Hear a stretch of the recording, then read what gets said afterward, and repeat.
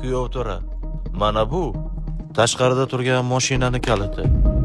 Bunisi esa Buxoro shahar markazidan 2 xonali uyning kaliti. Aka bilsam bo'ladimi? Nima uchun bular? Singlim baxtli bo'lishi uchun. Dadam aytdilar. To'yda biror kamu ko'z bo'lsa, biz qarab turmaymiz. Bemalol aytavering. Aka, ko'nglingiz xotirjam bo'lsin. Singlingizni baxtli qilaman. Lekin Gapni cho'zma. Rozi bo'ldingmi? yo'q aka. Nimaga rozi bo'lmaysan? Boshingga baqish qo'nib turgan paytda nima qilganing bu? Aka, men uylanmoqchiman. Turmushga chiqmayapman. Tushunyapsizmi o'zi? Qiz bizni sharoitimizga ko'nikmagan. U qizni sizdan ko'ra men yaxshiroq bilaman, aka. Sen hamma narsani bilasan. Mana bu katadagidagi uyimizga qaysi birimiz sig'amiz? Uni ustiga jiyanlaring ham katta bo'lib kelyapti. Topayotgan 6-7 million pulingga nima qilib bilasan? Ko'rsataymi? Nima qila olishimni?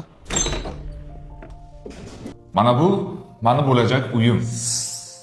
Tushunmadim. Bu esa uyimni remontdan keyingi ko'rinishi. Qalay, sizga ma'qulmi? Nima galdiysan? Demak rozi bo'libsan-da. Yo'q aka. Ularning taklifiga rozi bo'lmadim. To'xta. Agar rozi bo'lmagan bo'lsang, bu uyni qaysi pulingga olding? Nega menga aytmaysan? Sizga ta'mirlab bo'lgandan keyin ko'rsatmoqchi edim aka.